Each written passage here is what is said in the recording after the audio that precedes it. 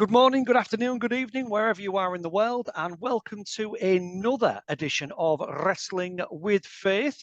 And you can get us on various socials. So we are on youtube.com/Wrestling with Faith UK, same on facebook.com/Wrestling with Faith UK, and on Twitter at Faith_wrestling. We're also available on various podcast platforms through Anchor, including Spotify, Amazon, Apple, and Google, amongst various others. And without any further ado today, we've finally got this meeting sorted out between myself and one of UK's brightest wrestling talents and coaches as well. And it gives me, well, let's just get straight into it. Good evening, UK time based, Tom Doolan. Tom, how are we doing, brother? Good evening, mate. As you say, it's about time we've got round to this. As I said previously, it feels like it's the most random scenarios every time. It's just like last minute cancellations and stuff. I know, mate. We've both been doing really well. How are you? Yeah, superb, man. Blessed, honestly, just blessed. You know what I mean? With everything that's going on in the world, you've just got to count yourself, Exactly. you know, the blessings, what you've got, man. So praise God for that. Can't grumble. And yeah, Tom, so I've asked you the most important question, how you doing? And it's good to hear that you're doing great. Yeah, what's going on with you, mate, in the last few months in the world of wrestling? Like, sort of take us through what's been happening and what the plans are for the future. Yeah, so I think so I'm one of the promoters for Paramount, Yes. and I solely basically work for Paramount. It was a decision me and John Kane and Martin made at the turn of the year, just to focus on what we're doing, focus on keeping us tight and stuff like that. And then, funnily enough, over the last couple of months, we've both been offered different types of things elsewhere, and then Wow. we had the conversation, and we're like, you know what, it looks good for us as a company if the two guys running it are then getting asked to go elsewhere. So we've been quite selective. I wrestled Priscilla not so long ago for Preston, and John's been doing a lot with EPW. Oh God, there's another company he's just started doing a bit for, but it's nice because not only are they then bringing me and John and say Isaac North in, who the lads who you think they're looking at the rest of our lads and going, oh, we'll bring Buster Ellis over here, or we'll bring Ben Reed or Lewis Johnson, and it's kind of like that's kind of what we set this up for. Fantastic. For us, there's a lot of lads. Not just to touch on it slightly, there's a lot of lads who wrestle for us who were elsewhere and weren't particularly looked after, and they were bullied and making shows of. And there's some lads who took breaks out of wrestling completely. So we're kind of like, look, come and have a look, see what you think. And if there's lads who haven't wrestled for 7 years, who were coming in and going, oh my God, like this is what we want wrestling to be. So it's like it's been our busiest. So October was our anniversary show, so it's been a really, really busy couple of months for us. And then we've got one show left this year, and then we've got a break then until February. Oh, fantastic. So a well-deserved winter break then for you all. Yeah. And it's great. I mean, the vibe that you're sort of putting over there, it just sounds like it's a really good, encouraging atmosphere for anybody to come out and try the hand at wrestling or learn the ropes, take the bumps, and maybe get into other sides of wrestling as well, such as the promotional aspect, managerial aspect of it. I think a lot of our lads say we give them a lot more input than anyone else ever has. And it's kind of like, if you're not listening to ideas, like we're not going to grow, like me and John aren't going to grow. And it's like, if we're like, nah, this is what you're doing. Ultimately, we have the final decision on what's happening on the shows. But like, we've got it, PL Dotson, who's come to us and he's gone, I think if we did this a little bit different with me, it could then benefit across the board type of thing. So then me and John sat down and gone, oh, actually, yeah. And then we've got Lewis Johnson. So Lewis trained, I think it was 10 years ago with another company, and then got really down on himself with wrestling. Right. And then he came to one of our shows, and we were like, hey, the door's always open. And then he comes to us with bits, and I was like, hey, if I did this and I did this, and it's just like, so like where there's a lot of places like I remember 15 years ago where I go, hey, can I do this on the show? And they go, no, it doesn't fit in with what we're doing. And there'd be no thinking about it. I'd like to think most wrestling's like that now, though. I'd like to think most people get a little bit more of an opportunity. But Yeah, I mean, have you noticed that with sort of mainstream wrestling? Like, if you're looking more at, I'd say it's more for me as a fan, watching shows like AEW and Impact Wrestling and New Japan as well. I mean, New Japan's been, no pun intended, but New Japan has been strong for a long, long while now. More so those promotions, and I would say WWE. Although we've still got to give Triple H his dues and see where that goes with the new era sort of taking over there. But there does seem to be shows now where we as fans are seeing a lot of different styles of wrestlers put into one show, and you're not even having to wait till pay-per-views to see it.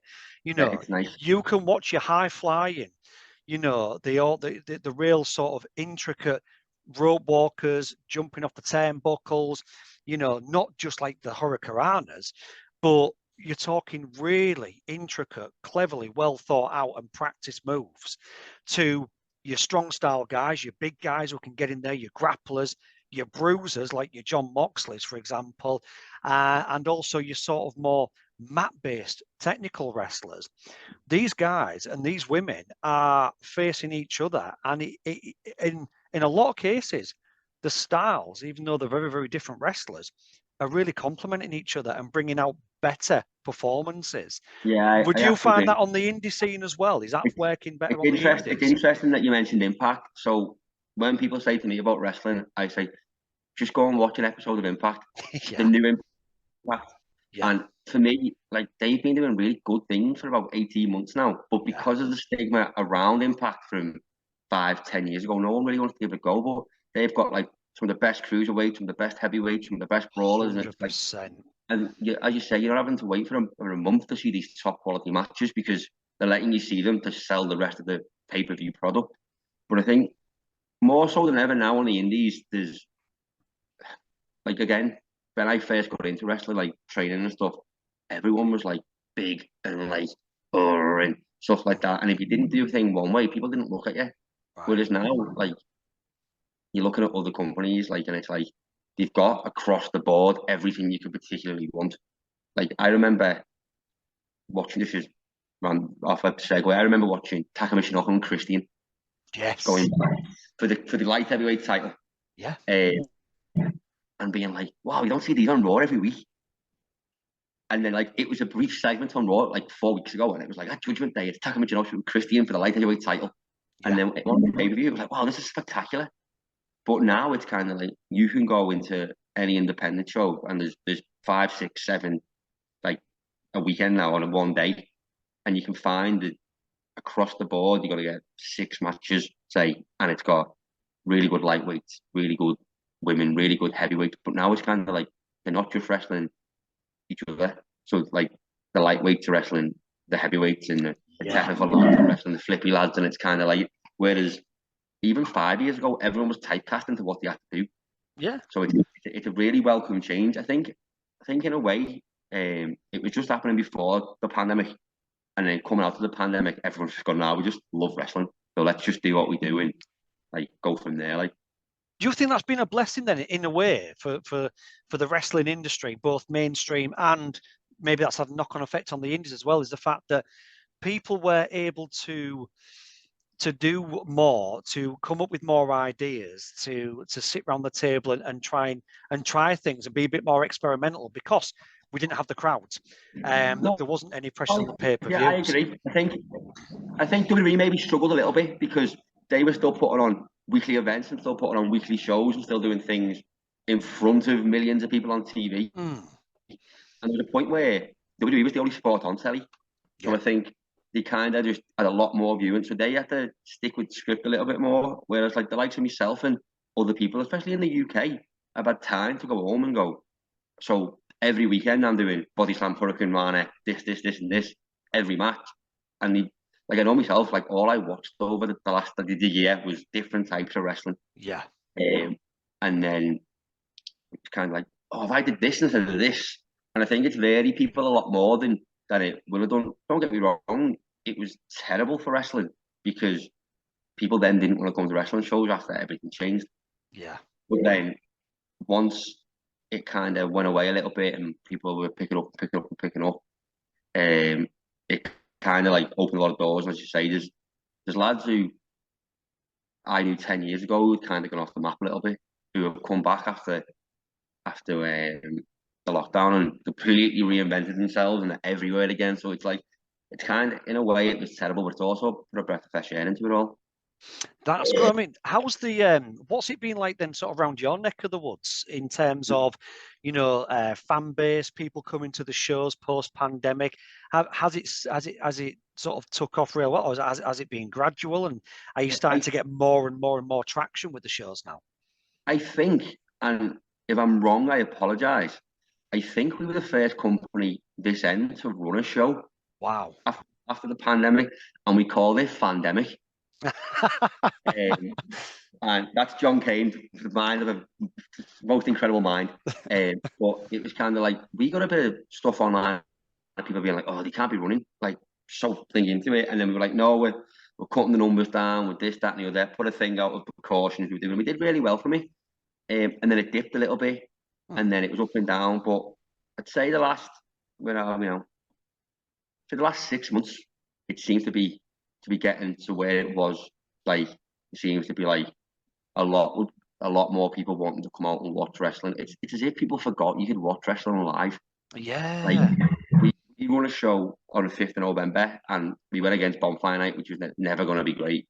But then we got a lot of people who were coming who were like, "Oh, my kids don't like fireworks." Yes. And then we had a lot of dads going, I didn't even think you could come and watch wrestling in Britain and stuff, this, that, and the other. So it was like that helps. But we at Paramount, we have a very loyal fan base.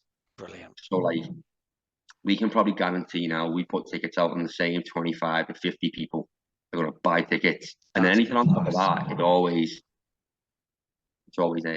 plus. We have a lad called Kyle Schoen. So from October 3 years ago, just before the pandemic, I met Kyle, and his mum messaged and was like, "Look, my son's loves wrestling. He's been told he's never going to walk again. It's his birthday the day of your show. Is there a chance you can kind of make a fuss?" And we were like, "Absolutely!" Wow. Like that's why we're here. So over the lockdown, over the last 3 years, us as a company have facilitated Kyle being able to walk again. Wow. Even like to the point where like he'd come to the show in his wheelchair, and we'd be like, "You're not coming in if you don't get up." And you're like, like little things like that. Yeah. I remember us running a show, and his mum come in. She's like, "Kyle wants you." We come outside, and he'd come walking around the corner without his chair, very slow and very very unstable. But for us, it was kind of like, and he's there every show. Like, we put tickets out last week, and his phone pinged within 5 minutes, and it was like every show was bought 4 tickets there, and it was just like, so like it goes beyond a little bit our fan base. Yeah. Like I said, you have the same 25, 50 people who will guarantee buy a ticket every show. And then on top of that, we do, where depending on where we are, people are still coming, we do all right and stuff. But the little things, we have this lad called Alex Connerty, who's got, it's a form of dwarfism, and I can't remember off the top of my head. And he got told not long ago that he didn't have long to live. Wow. And then he got told if he took these injections, it would prolong his life. And it took Isaac North to send him a voice note in gimmick. Wow. Now Isaac will like this because Isaac very much is big bad scary Isaac, but it took Isaac North to send him a voice note and be like, "Oh, Alex, you need to." And then he took the injections because he was scared Isaac would shock him.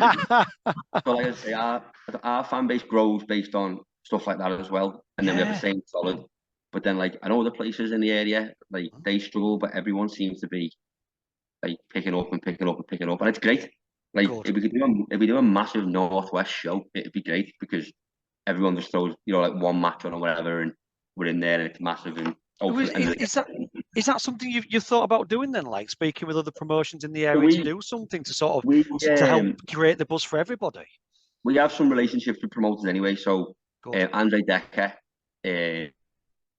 runs Odyssey Pro, and he's one of our main lads at the moment. Wow. We've got a really good relationship with like Chris Cully, who runs EPW. They tour all over. Yeah. And we've got a good relation with This Is Wrestling and a couple of other couple of other companies on the same level, where we're not quite superstars putting 1,000 in, but we're doing all right. So we've got good relationship with similar sized companies. So it's kind of like every now and then it comes up in conversation. Yeah. Well, it's one of them though, isn't it? It's like who wins because if one of our lads wrestle one of their lads, who's going over? But, Yeah, yeah, you could. It's another one, but saying that though, there could be stories built up from that though, couldn't they? You could get a story that could even last. I know it sounds like but some of the best storylines, when they're done well, go on for months, if not a year or so, or yeah. rivalries, like local or community-based rivalries, great storylines like that can really, really just drag people in from different promotions, and who knows where it could lead to. No, it's really interesting. Like I know Britannia in Wales did something with another company over the space of 12 months, where Wow. they'd have their lads rock up at their shows like unwelcome guests and stuff like that, and like that really really worked. A bit like the old sort of Kevin Nash, Scott Hall of Yeah, yeah, WCW. Yeah. and then it culminated in like a big massive match, and where like it was like 3-on-3 or something along them lines. But like it really worked, and it got cross promotion over. So it's not something I'm against. It's just it'd have to be right across the board for Of course it everyone would. involved. Everything. Yeah. Yeah. Yeah, it'd take quite a bit of planning. But like I say, I mean, some of these, like, we touched on there, the mainstream promotions, we saw AEW and New Japan and Impact all crossing over as well. Yeah. And and it just goes to show that, some of these mainstream companies are quite open and happy, not sitting on the laurels and puffing the chest out saying where the big I am. It's like, yeah, sometimes you've just got to give the people what they want. And I think, No, like, I sort of agree. community-based wise, that could maybe work on a sort of grassroots level as I think well. as well, even now in the mainstream, Nakamura's wrestling Muta Yeah. at all Japan, so it's kind of like it's more open now to anything. And then obviously with the Carl Anderson stuff with the New Yes. Japan title, and it's like that's gotta be a work. Like it I can't thought not. that. Yeah. Yeah, like I'd love it if it wasn't because it'd be hilarious. But if it is, it's massive for wrestling. Absolutely. But Yeah. as And you there's, said, it's giving Triple H the horn right now and being like, hey, what's he doing? Because he seems to be not really putting a foot wrong, mm, and he's always been open. I remember watching something Kevin Nash years ago, and he was like, Paul has always said if he ever got in charge, he'd do business with everyone. Because yeah. if you don't do business with everyone, no one wants to do business with you. 100%, 100%. And I think that they have been in danger for a while now, WWE, in being left behind. I mean, yeah, they're always going to be the power company in terms of finances and being able to pay potentially the biggest wages to its performers, and it's obviously behind the camera staff as well. But wrestling fans grow up, and like anything in life, it gets stale if you're just churning out the same old, same old, I same agree. old. I agree. You've got to look at. So I'm not really an AEW fan. It's just I'm old school with it, so I'm WWF through and through and stuff like that. And I tried AEW and I was in and out. And every time something's there, it'll pique the interest and I'll have a look. But it's for now, there was people going there just because they didn't want to go back to the monster of WWE. Yeah, But then yeah, it also looks like they're slowly finding out that maybe the grass isn't always greener. very true. Yeah, yeah, Like I was very true. I was looking somewhere recently and it was like, when was the last time Revival were on TV? Yeah. And it's like, and it's kind of like, it's sort. I think because people have gone for money rather than, I mean, not gone for passion, and it's kind of like, yes, it's really acceptable if it's working out, but then it's like if it's not working out, it's got the potential to like kind of ruin everything wrestling, and then everyone will just go back to WWE, and we'll be in a position again where they're just like, we've got everyone again, we don't need to Yeah, do anything. that's it. Yeah, and but having all that locked in any promotion, yourself when you're putting a card on as well. It's everybody, I would imagine, like who you're training, who's ready for matches and things like Yeah, that. yeah, Everybody wants to perform. You've got to make a judgment call, haven't you, as the top dogs, to say, right, this show you aren't going on, but this show you are going on, yes. and it's it's managing that, isn't it, as well? I mean, I'm sure you can appreciate, you can tell Yeah, me more, well, like yeah. how difficult that can be to. I'd like to think because we essentially use a core team of lads. Every now and then we'll bring in different people. Like we had a 3 show run with Joe Connors.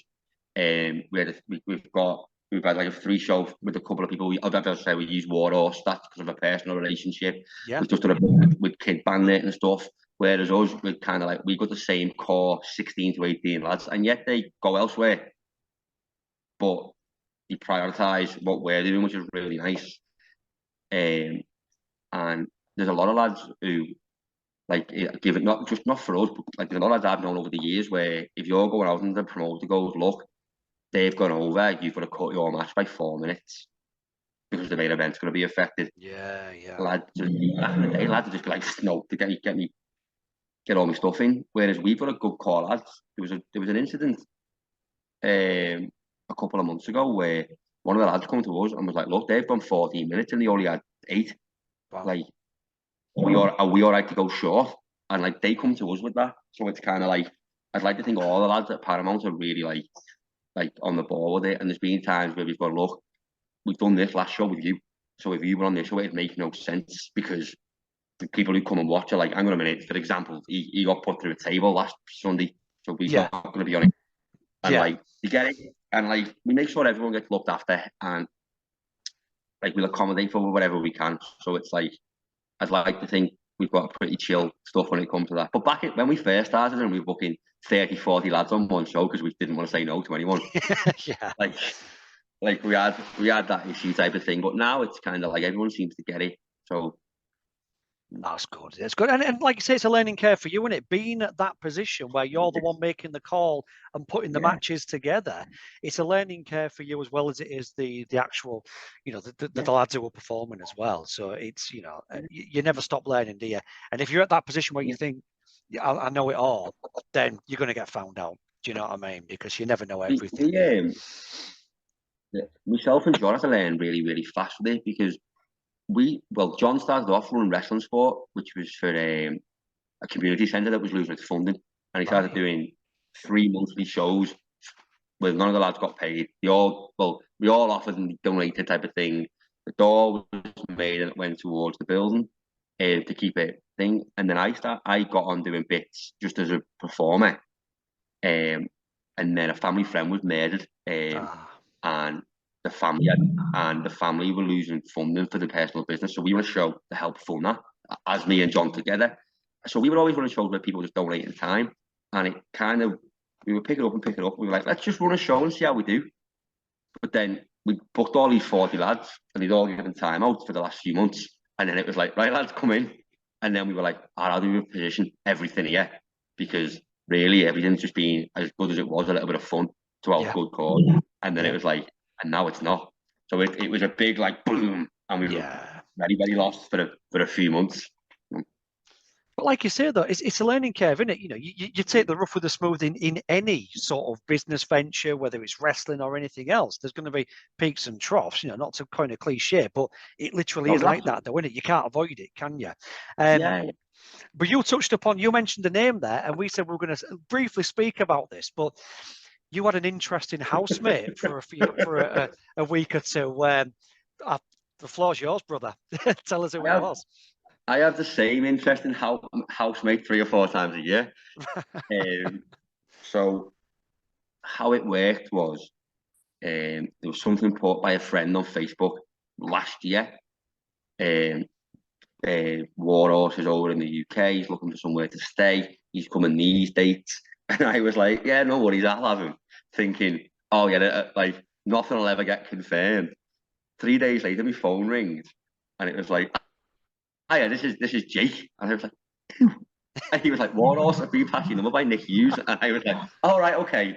So then it kind of just spun from there. So we were back and forth, and then he didn't realise he could fly to Manchester. So he flew to London, and then he was like, right, how do I get to your house? And I was like, where are you? And he was like, London. I was like, oh, you need to get a train, and you need to do this, and you need to do that. And he was cool with it, and he understood, because like, for us, 3 hours to London's mega, but to him, 3 hours is going to, like, cause where he is in St. Louis, he's everywhere. Like, so the first time he was over, it was kind of like, oh, it's a bit, not awkward because he's really easy to get on with, but didn't know what to talk about. And then like he was there for a month. In the first week, he just kind of slept and stuff. And then one night he was like, "Hey, look at this!" And then that was that. Then and like we just started like from that. And then he jokingly was like, "Oh, I'm over. I might be over again." And then I was like, "Look, this is like, here it is. Come and stay." And then I moved out, so it was a bigger house, and it was much. Because originally he was on the couch in my living room. Wow. And then he was happy with that though, because he was happy with that because obviously he wasn't paying to stay anywhere. And then he looked after us, like food and towards bills and stuff like that. Yeah. And then the second time round, he was 100 times busier than he was previously. So like, as much as he was staying with me, like maybe 2 nights, 3 nights a week, he was there. There was a point where he was away for 6 days and stuff like that. Yeah. No, it's funny because what we like. Obviously, I won't go into it, like, because obviously I don't want the world to know. Like, but like, it's cool seeing it from, like, for me. I don't like. He's quite a big independent deal. Yes. Like, he's probably one of the bigger independent wrestlers in the States right now. Yeah. And like, it's cool because he's just dead down to earth, and like, he'd come in and be like, Tom, and just like put on voice, and he'd be like, I've got pizza. Do you want pizza? And I just be like, or like, he'd put this really like over the top Scouse accent on, and he'd be like, Tom lad, where you going? And like stuff like that. But he's really good with all our lads as well. Oh, So that's like, good. because this is our build, this is our training school. Like, there'll be times where like he'd just message me and be like, from upstairs, and be like, hey, that's the lads, if anyone wants to go to school today, and he'd just come down free of charge. And Oh, like, that's brilliant. and there'd be times where like we have set classes, so there'd be times where he'd come down and do the classes. Wow. And there'd be lads here who've been wrestling 6, 8, 12 weeks who were locking up with Warhorse. There was one session where Warhorse and Kid Bandit turned up, and everyone was like, Wow. oh my God. So it's like, it's little things, but like, through that, like, there's a group of us going to the States next year, and through Warhorse, he's kind of set us up with a load of bookings and stuff like that. That is fantastic. He's putting us in touch with a former Impact champion who I'm not going to spoil because people will watch this and be like, "Oh." Like, Keep the interest peak, man. Yeah. If anyone knows anything about Warhorse's training school, but he's involved in it, it's easy to work out. Yeah. And then there was things where like he'd just be sat there, and like Ethan Page would text him, and he's like, "Give me a minute, I'm just texting Ethan." I'd just be like, "This is just mental." Like, Yeah. I originally started putting people up. Back like, I've done it a couple of times with different people, but I had Rip Rogers stay with me 10 years ago. Wow. And it was just when Punk was walked out of WWE. Yeah. My favourite story to tell about people staying at my house is Rip Rogers sat there on my couch at 4 in the morning, and he goes, "I'm not gonna effing take this call." And I was like, "Who is he?" And he was like, "It's just Phil." And it was CM Punk ringing. No way. And I was just like, oh, I was like, "Can you just answer it once?" Yeah, just put him on loudspeaker. Yeah. But like, Warhorse now isn't Warhorse for us, and like, for me, it's just like my mates coming to stay for a month. Yeah. Like, they just announced on social media him and his partner having a child, and like, it was fun because I knew 4 or 5 weeks ago. Yeah. Like, and then it come out, and like, we were like, "Oh, it's out there!" Like, there it is. Oh, that's fantastic. So he's not Warhorse to you. He's obviously Jake, isn't he? Do you know what I mean? And that, how mints that though? Mr. Horse. Mr. Horse.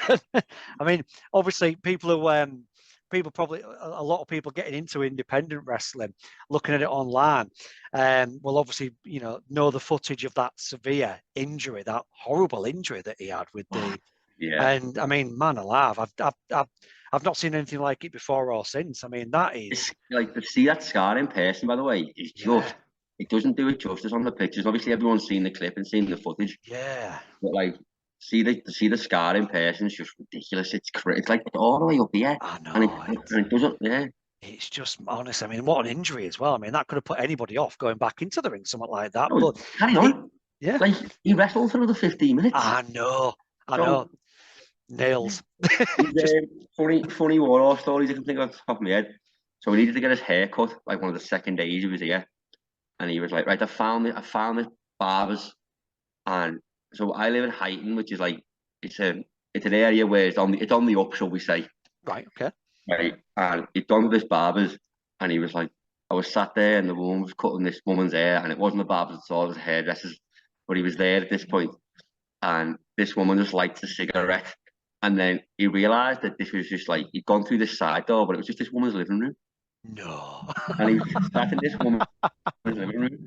And then, like, she starts like effing and jeffing. And he like, I couldn't get up and walk out because like, it's rude. Yeah. And then he was like, and then she sat down, and he was like, "Oh, I just want a couple of inches off the bottom." And she was like, "What the F and L are you?" Unbelievable, man. Yeah, Unbelievable. I mean, like stuff like that, though. That's stuff that he'll take back to home and be like, culture stories, you know, like just stuff like that. Did you Yeah. see the stuff about the kebabs online? No. So, like, one of the first or second nights he originally stayed with us, he was like, "Right, I need to get something to eat." And I was like, "What do you want?" And he was like, "Just like a pizza or a burger or something that I know what it is properly." So he was looking online and he was like, "What's a kebab?"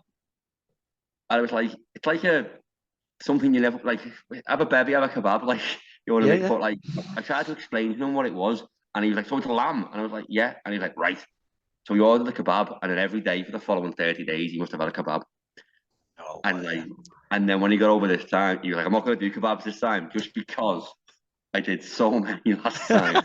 So much of So a we good go, thing. the second night, the kebab got dropped off at my front door, and I was like, "Jake, someone's telling lies here, mate." Is that just not something that they get over there then in the States or certain parts of the States? It's so like he found out when he got home that there's a Greek restaurant by his that does doner kebab. Ah, But like, it's not for us. It's a common thing. There's a it is, and kebab it's shop 10 a there every penny, isn't it, corner. for us? Yeah, Yeah. yeah. So for him, it was like oh, I'd go to a restaurant and maybe have this, but like getting it from the street and eating it walking along, it's Yeah, just like literally just walk in, walk out. Yeah, yeah, different world, man. I yeah. mean, that is class. I mean, and it's great as well that, you know, now it's gone from this random sort of encounter on social media to actually being friends. And like now you're getting shows in the States. So it's having a really good run. Do Doing you know like what little I mean? things, like him and his partner at a doctor's appointment this week, and he texted me yesterday to tell me how it had gone, and it was just like, Oh man. yeah, Do you know what I mean? Like stuff like that 3 or 4 years ago, 5 years ago, like you could have only dreamed about having that sort of relationship with oh, exactly. It's somebody of just that sort of even stature, like man. little tiny things, like a couple of the shows that we sourced ourselves in the States. I was like, "Oh, we're working for these, we're working for them," and then like he went through the list and was like, "Look," he was like, "Good, good, good, good, good. They'll pay you, they're all right." And then he got to a couple and he didn't comment, so it kind of come up in conversation later on. And he just said to me, "Look, I'll never tell you not to work anywhere. Like, you're over there, you're British, it's a big thing for you." He was like, "Just be careful with X, Y, and Z and A, B, and C with these couple of promoters." And it was Right. kind of like, even that type of thing's a big thing, just trying to It like, is. yeah, Just looking out for you, just looking out yeah, for you in yeah, general, like yeah. Right, well, listen, Tom, that is awesome. We're obviously running out of time. I know you've got yeah. a school, a coaching session to put on. So What? quickly, there we go. There we are. Just filtering it in now. If you want to schedule a second one then to talk about the mental health and the faith stuff, because I feel like we've 100%, yeah, pretty much just 100%. covered Yeah. wrestling. 'Cause I essentially come on to talk about a faith journey and stuff like that, and then touch on wrestling as a second. But obviously, 30 minutes in, wrestling's taking over, ain't it? But Mate, you and I can talk about anything you want as often as you want, mate. Let's get it yeah, done. let's do it. And yeah, let's get that booked in, mate. So you and I will definitely be in touch on Twitter on that. Just Absolutely, before yeah. you go, brother, I'll give you the floor now to plug all your socials, all your shows, anything and everything that's coming up. Where can people find you, and how can they get in touch should they need to? So company-wise, with Paramount Pro Wrestling on Facebook, with Paramount Pro Wrest on Twitter. Oh, with P Pro Wrest on Twitter. Oh, getting corrected. With Paramount Pro Wrestling Instagram, and my personal Twitter is they call me underscore Joey. No, they call underscore me Joey, is because obviously Joey Rush is the character. Our next show is the 9th of 9th of December. And that's a new venue for us. So we run Netherton, which is there in Liverpool quite frequently. And the last show, because we run the same venue, we have to turn people away. So there's a show just round the venue just round the corner, literally 100 yards, which is a little bit bigger. So it's a St. Bennett's club. And we've got the culmination of Isaac North and Charlie Brennan, which has been a 12-month angle. Isaac's never been beaten for Paramount. He's our main champion. And Charlie Brennan became friends with him recently, but it was all a big ruse to get inside the mind of the monster. So we've got that. We've got Frankie Sloan and Ben Reed announced. And depending on when this is going out, I don't want to say more because we've got more matches to announce. But we've got that. And then 27th of January, we've got a charity show for Walking with Giants, which is for children with a dwarfism disability. Oh, fantastic. And then obviously the rest of the date will be announced. We haven't worked them out yet. Yeah. Awesome. Well, what I'll do is we'll get all the social links that you've mentioned there. We'll also get the names of the shows and any and every link to those two shows as well, Perfect. especially the Walking with Giant one. We'll get those plugged on the YouTube as well when this video goes out, and we'll also get it plugged on Twitter as well, and all our other socials that we have with Wrestling with Faith. So you and I'll keep in touch about that. Yeah. And as soon as you've got the updates, brother, just send them across to me. Well, so, Tom, it's been awesome, my friend. I will let you get to your session, brother. Yeah, we finally got there. Twitter's worst kept secret. We finally got this done after about 5 or 6 cancellations between us both. But, Tom, just want to really, really thank you for your time and thank you for your patience. And a big thank you to everybody who's watching and listening as well. This has been Wrestling with Faith, Faith_Wrestling at Twitter and also Facebook.com/Wrestling with Faith UK, YouTube.com/Wrestling with Faith UK. Tom, God bless you, brother, and all the very best, my friend. Take care, brother. Ta-da, man.